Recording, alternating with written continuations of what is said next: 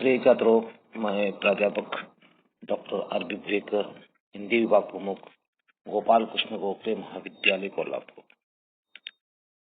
छात्रों, पिछले लेक्चर में मैंने आपके समक्ष भाषा की परिभाषा से आपको अवगत कराया था और स्पष्ट रूप से कहा था कि भाषा जो है यादृच्छिक ध्वनि समुदाय की वो व्यवस्था है जो व्यक्ति अपने विचारों का आदान प्रदान करता है, उसको हम भाषा कहते हैं।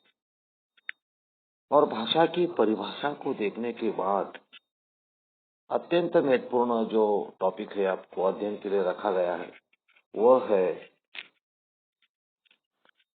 भाषा की उत्पत्ति संबंधी विविध वाद या विविध सिद्धांत। यानी भाषा की उत्पत्ति कैसी हुई और भाषा की उत्पत्ति की कौन कौन सी सिद्धांत है, इन सिद्धांतों को देखना अत्यंत महत्वपूर्ण है।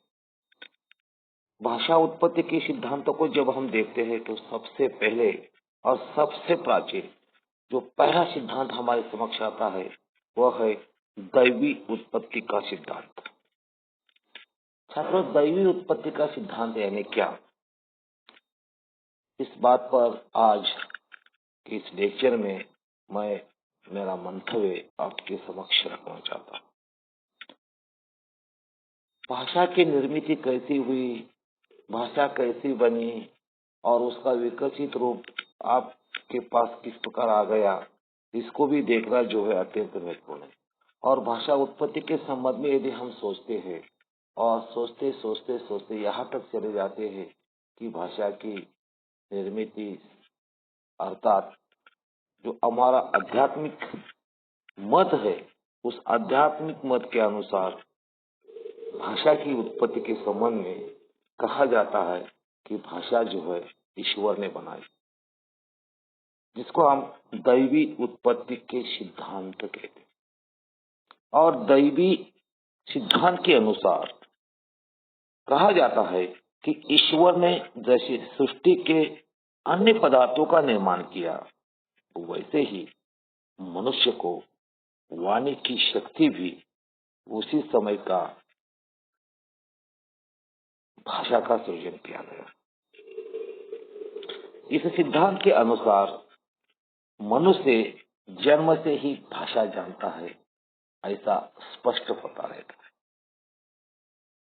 जैसे कि सृष्टि के जो जितने जितने पदार्थ है वो पदार्थ हम कहते हैं कि हमें ईश्वर ने दी, उसी प्रकार भाषा भी, वाणी भी है जो हमें ईश्वर ने दी। इसलिए भाषा का निर्माता जो है ईश्वर, यानी हम भगवान को मानते हैं। और स्पष्ट रूप से यह भी कहा जाता है कि सिद्धांत को मानने वाले की यह धारणा है कि भाषा को हम ईश्वर की देन न मानने से ईश्वर की ईश्वरत्व पर त्रुटि आती है। ऐसी मान्यता के अनुरूप ही प्रत्येक मतावलंबी अपने अपने धर्मग्रंथ को और अधिधर्म ग्रंथ एवं उनके धर्म ग्रंथ की भाषा को अधिभाषा मानते हैं।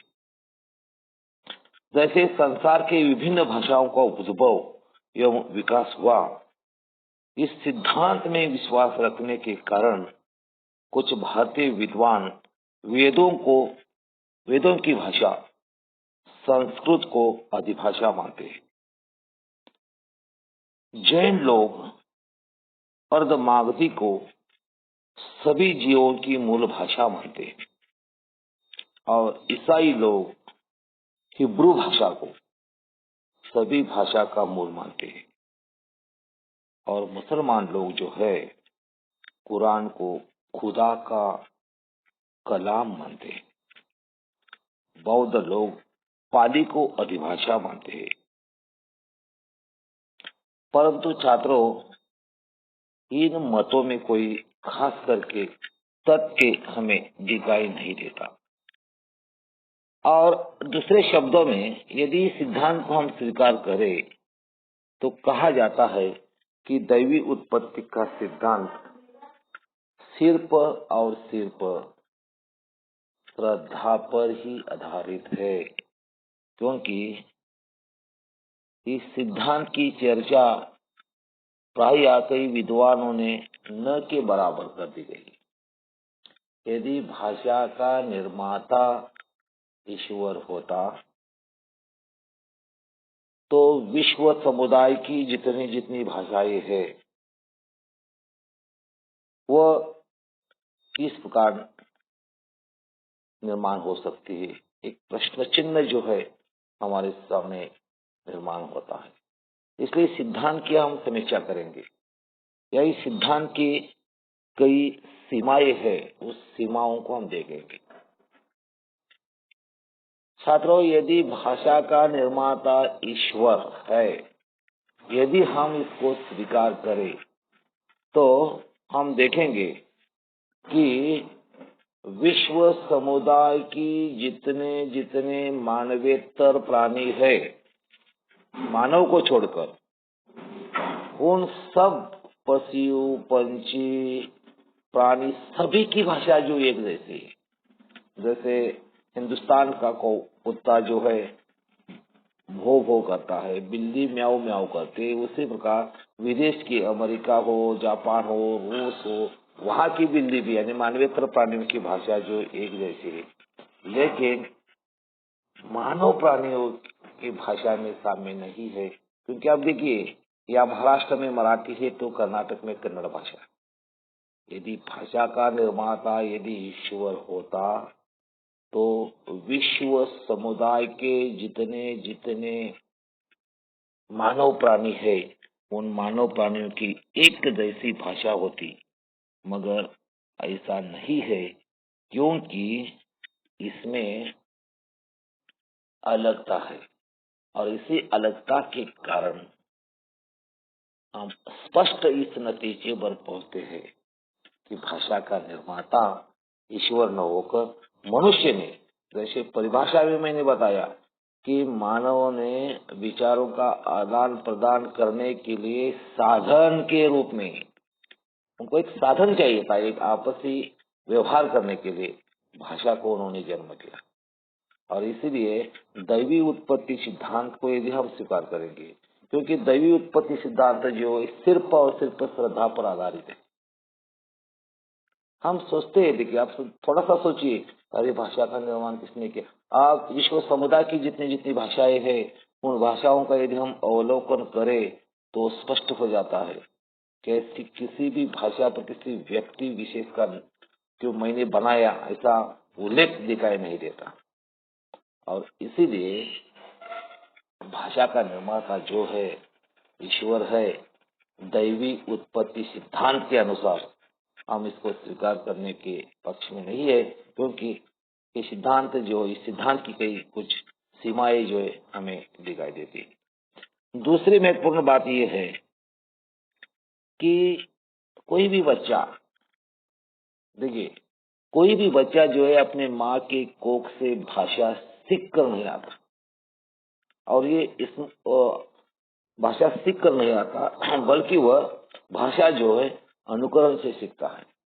और इस पर प्रयोग भी हुआ है छात्रों, क्योंकि एक हिंदुस्तान के बच्चे को फ्रांस में रखा गया था, फ्रांस का बच्चा हिंदुस्तान में रखा गया था, हिंदुस्तान का बच्चा फ्रांस में एक परिवार के साथ जुड़ने के बाद बचपन से वो फ्रांस भाषा बोलने लगा, और फ्रांस का बच्चा हिंदुस्तान के एक परिवार को गया तो वह हिंदी भाषा बोलने लगा।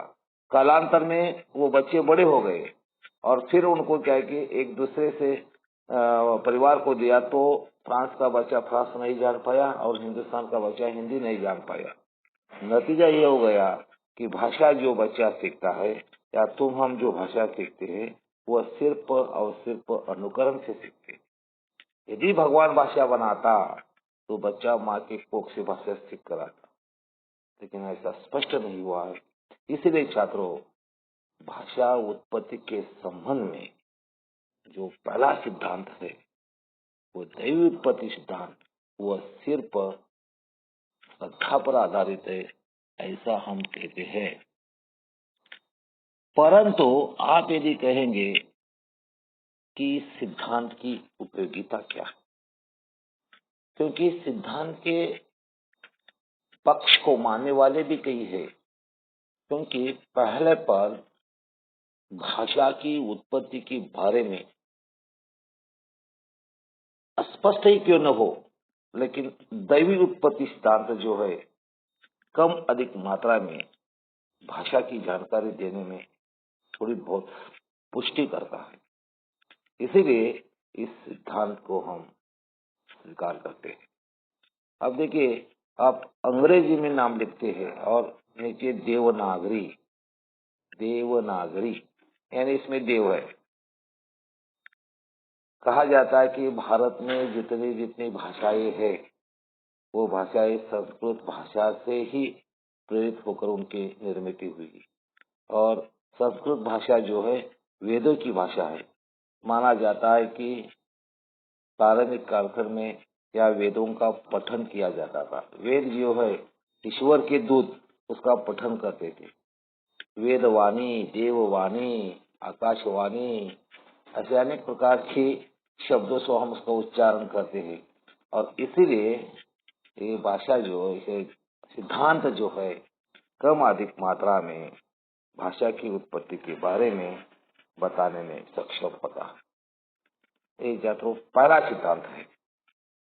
इस सिद्धांत के बाद हम दूसरा सिद्धांत देखेंगे, जिसका नाम है धातु सिद्धांत या डिंग डांगवाद।